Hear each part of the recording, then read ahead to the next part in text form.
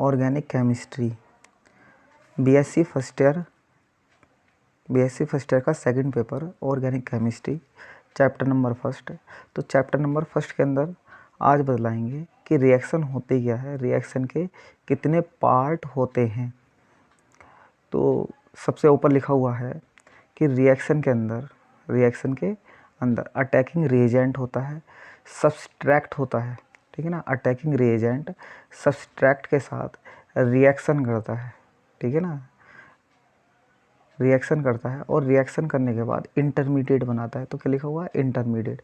Intermediate के अंदर changing होती है, ठीक है ना। इंटरमीडिएट के अंदर क्या होती है, चेंजिंग होती है, और चेंजिंग होने के बाद वो प्रोडक्ट के अंदर चेंज हो जाता है। यानी क्या हो जाता है, इंटरमीडिएट के अंदर चेंज हो जाता है। तो आपने ये देखा कि रिएक्शन के लेफ्ट हैंड, अगर लेफ्ट हैंड वाले हिस्से की तरफ देखें तो अटैकिंग रिएजेंट है और सब्सट्रैक्ट है जो आपस में रिएक्शन करते हैं। अटैकिंग रिएजेंट और सब्सट्रैक्ट, अटैकिंग रिएजेंट को हिंदी में बोलते हैं आक्रमणकारी अभिकर्मक, और सब्सट्रैक्ट को हिंदी में बोलते हैं सब्सटेंस कह सकते हैं, ठीक है ना। क्या कह सकते हैं, सब्सटेंस।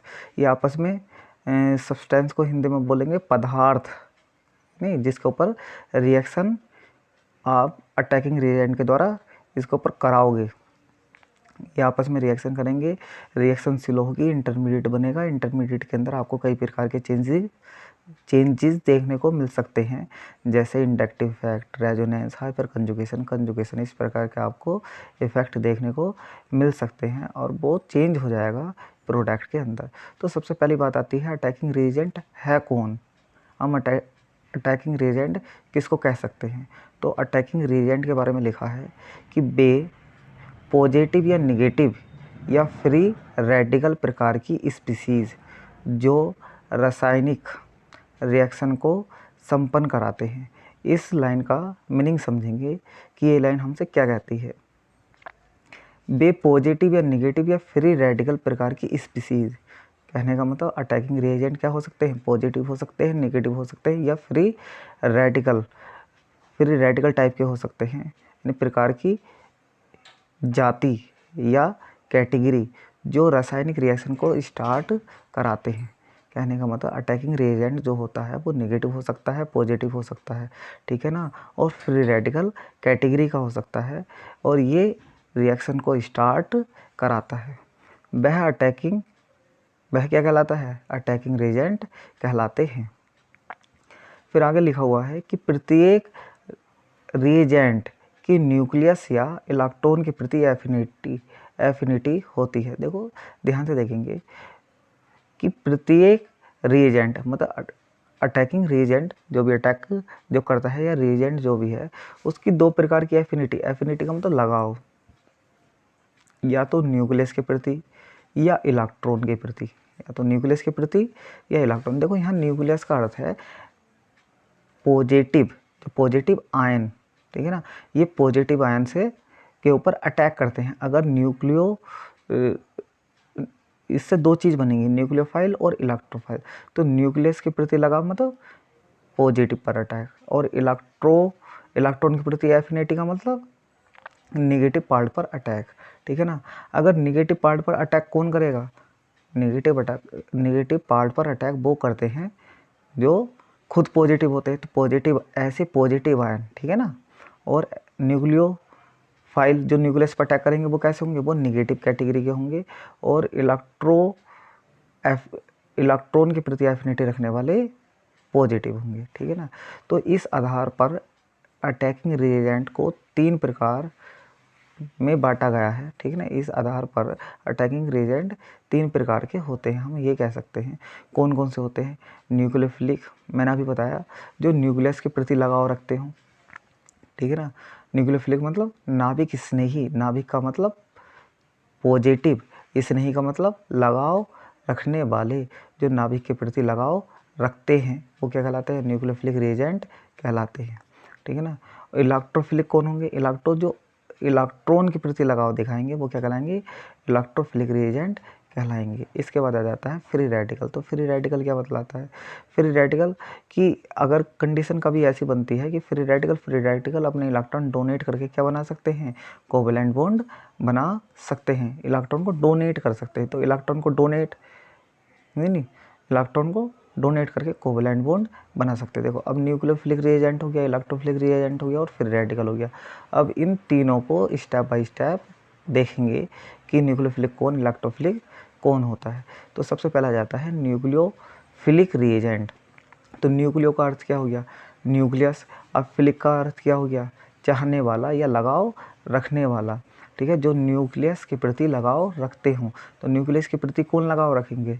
न्यूक्लियस के प्रति लगाव रखेंगे, क्योंकि न्यूक्लियस तो पॉजिटिव होता है और पॉजिटिव के प्रति लगाव वो रखेंगे जो नेगेटिव होंगे। ठीक है ना? क्यों ऐसा क्यों हुआ? ठीक है, न्यूक्लियोफिलिक का मतलब न्यूक्लियस के प्रति लगाव रखने वाले। तो न्यूक्लियस के प्रति लगाव कौन रखेंगे? जो नेगेटिव, क्योंकि न्यूक्लियस तो पॉजिटिव है ना, तो पॉजिटिव पर अटैक करेंगे तो इनको क्या होना पड़ेगा? नेगेटिव। तो हम इसको ऐसे याद रख सकते हैं, ऐसे नेगेटिव आयन और न्यूट्रल मॉलिक्यूल जो न्यूक्लियस की ओर अट्रैक्ट होते हैं। क्या होते हैं? न्यूक्लियस की ओर अट्रैक्ट होते हैं। फिर आगे लिखा तथा उनमें इलेक्ट्रॉन पेयर होते हैं। इलेक्ट्रॉन पेयर क्यों होंगे? क्योंकि न्यूक्लियस का मतलब पॉजिटिव का मतलब डेफिशिएंसी ऑफ इलेक्ट्रॉन की कमी। तो इनके पास इलेक्ट्रॉन पेयर होते हैं, तो इन न्यूक्लियस को या पॉजिटिव हिस्से को क्या दे देते हैं? इलेक्ट्रॉन दे देते हैं। ठीक है, तो हम इनको क्या कहेंगे? हम इनको न्यूक्लियोफाइल कहेंगे। तो मैं इस डेफिनेशन को दोबारा बोलता हूँ। तो ऐसे नेगेटिव आयन और न्यूट्रल मॉलिक्यूल जो न्यूक्लियस की ओर अट्रैक्ट होते हैं तथा उनमें इलेक्ट्रॉन पेयर होते हैं, न्यूक्लियोफिलिक रिएजेंट कहलाते हैं। आप हाथों हाथ नोट्स भी बना सकते हैं। ठीक है ना, इसलिए मैं इसको ऊपर, ठीक है ना, धीरे धीरे कर रहा हूँ। ठीक है, तो आप देखेंगे इसका पॉइंट नंबर फर्स्ट, ये इलेक्ट्रॉन डोनेट करते हैं। देखो इलेक्ट्रॉन को तो डोनेट ये करेंगे, क्यों? क्योंकि ये ऐसे आयन पर अटैक करेंगे जो पॉजिटिव होगा। अब पॉजिटिव का मतलब क्या? इलेक्ट्रॉन की डेफिशिएंसी, इलेक्ट्रॉन की कमी। तो इलेक्ट्रॉन की कमी है तो ये उसको इलेक्ट्रॉन डोनेट कर देंगे और उसके साथ बॉन्डिंग बना लेंगे। ठीक है ना। अब न्यूक्लियोफाइल को किस चीज़ से दिखाते हैं? तो इन्हें NU- से शो करते हैं। ठीक है ना। तो मैंने ऊपर बतलाया था कि न्यूक्लियोफिलिक, तो न्यूक्लियोफिलिक मतलब न्यूक्लियस पर अटैक करने वाले।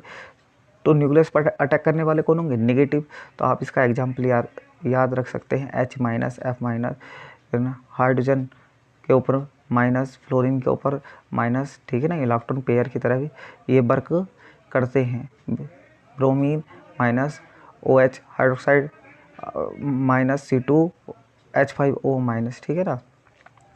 फिर हम इसके बाद देखेंगे इसका सेकंड पार्ट, न्यूक्लियोफिलिक रिएजेंट। तो न्यूक्लियोफिलिक रिएजेंट कौन है? इलेक्ट्रोफिलिक कौन है? तो इलेक्ट्रोफिलिक कौन होते हैं? इलेक्ट्रोफिलिक, इलेक्ट्रॉन को चाहने वाले। ठीक है ना, इलेक्ट्रॉन के प्रति लगाव रखने वाले अभिकर्मक। ठीक है ना, इलेक्ट्रोफिलिक रिएजेंट। अगर आप इसे तोड़ें तो इलेक्ट्रो और फिलिक क्या हो गया? इलेक्ट्रोफिलिक। इलेक्ट्रो का मतलब इलेक्ट्रॉन और फिलिक का मतलब लगाव रखने वाले, और रिएजेंट का मतलब अभिकर्मक। तो इलेक्ट्रॉन के प्रति लगाव रखने वाले।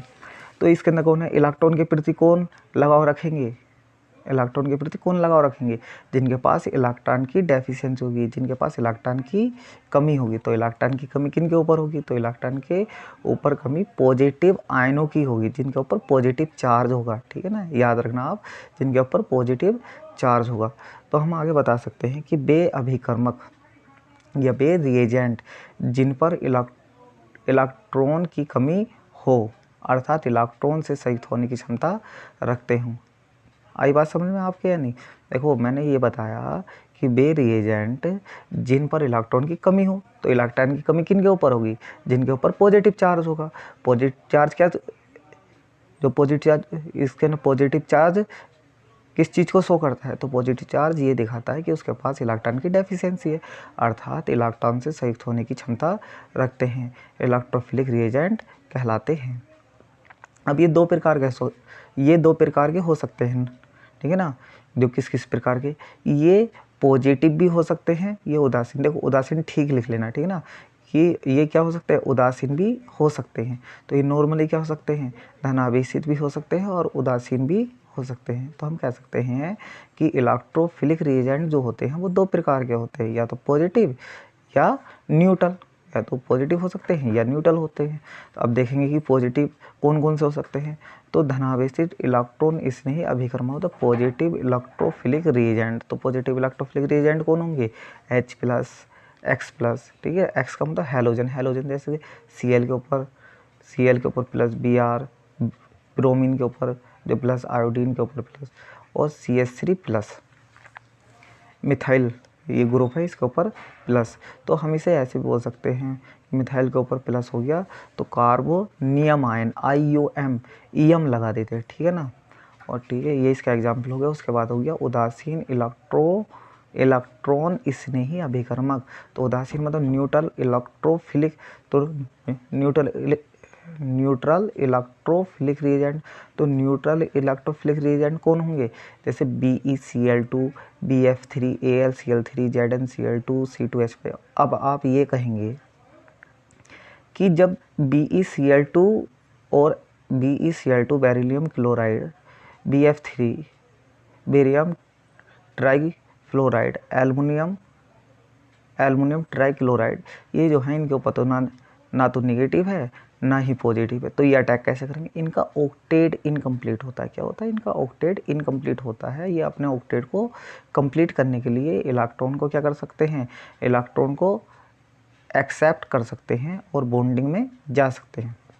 इसके बाद आती है इसकी तीसरी कैटेगरी, क्या हो गया, मुक्त मूलक अभिकर्मक, फ्री रेडिकल रिएजेंट।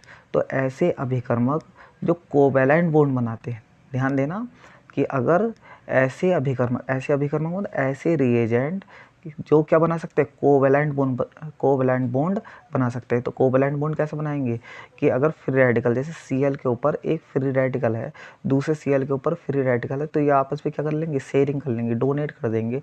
डोनेट करने के बाद क्या कर लेंगे, कोवैलेंट बॉन्ड, को का मतलब होता है समान, अब वैलेंट का मतलब सहयोग करने वाले, जो समान रूप से सहयोग करते हों। तो ऐसे अभिकर्मक जो कोवैलेंट बॉन्ड बनाने के लिए अपने फ्री रेडिकल का त्याग करते हैं, फ्री रेडिकल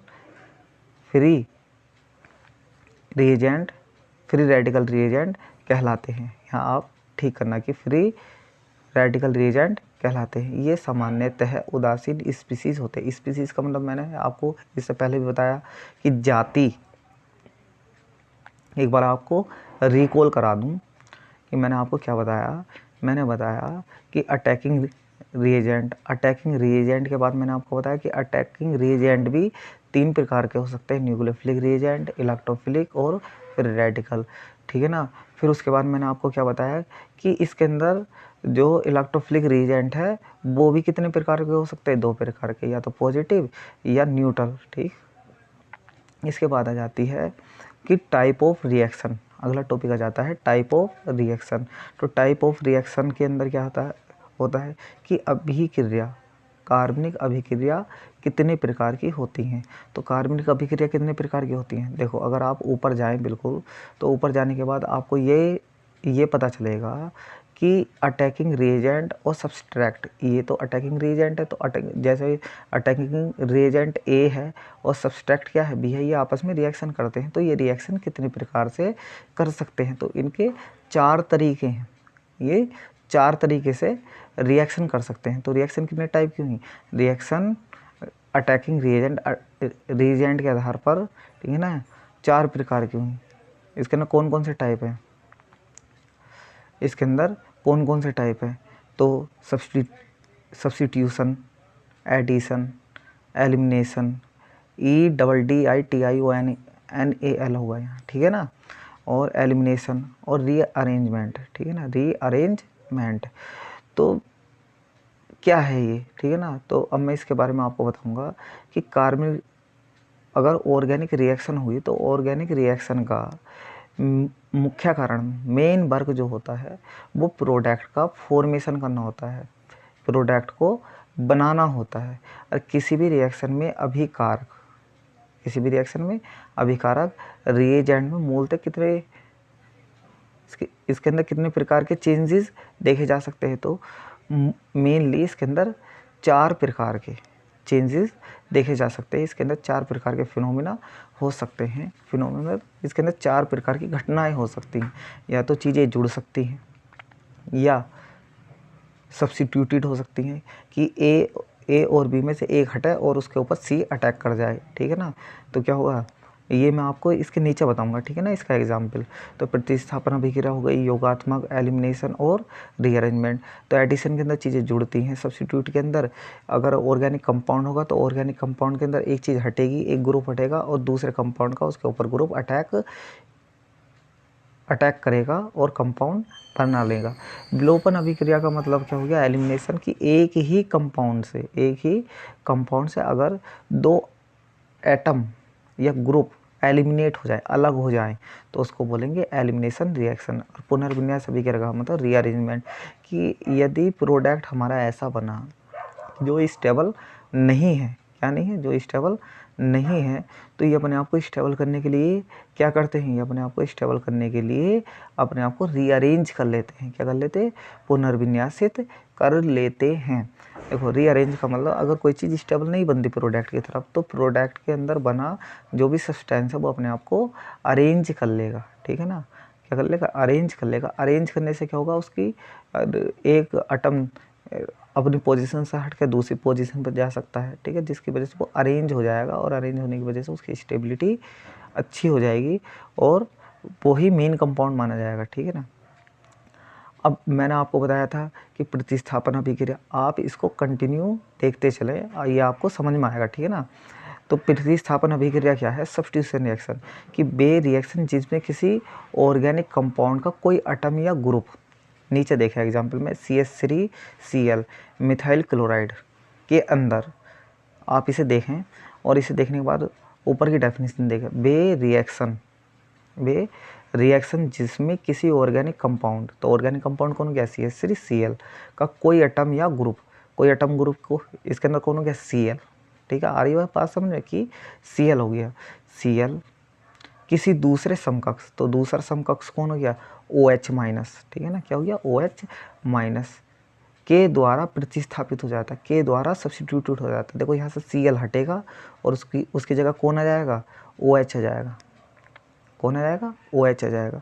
OH ने Cl को हटाया कि Cl हटा और OH आ गया, तो इसने OH ने Cl को क्या कर दिया, सब्स्टिट्यूटेड कर दिया, इसको प्रतिस्थापित कर दिया और इससे क्या बना, नया कंपाउंड बना, क्या, CH3OH, जिसे बोलेंगे मिथाइल एल्कोहल, ठीक है ना, मिथाइल एल्कोहल। और मिथाइल एल्कोहल के अंदर अब देखेंगे कि CH3Cl की जो स्ट्रक्चर है, इसकी इंटरनल स्ट्रक्चर जो है, और दूसरी तरफ प्रोडक्ट की तरफ जो इंटरनल स्ट्रक्चर है, उसके अंदर कोई भी चेंजेस देखने को नहीं मिलता, ठीक है ना, उसके अंदर कोई भी चेंजेस देखने को नहीं मिलता। इससे नेक्स्ट वीडियो, इससे आगे के नोट्स मैं अगली वीडियो में आपको प्रोवाइड करा दूंगा, ठीक है। बहुत बहुत धन्यवाद।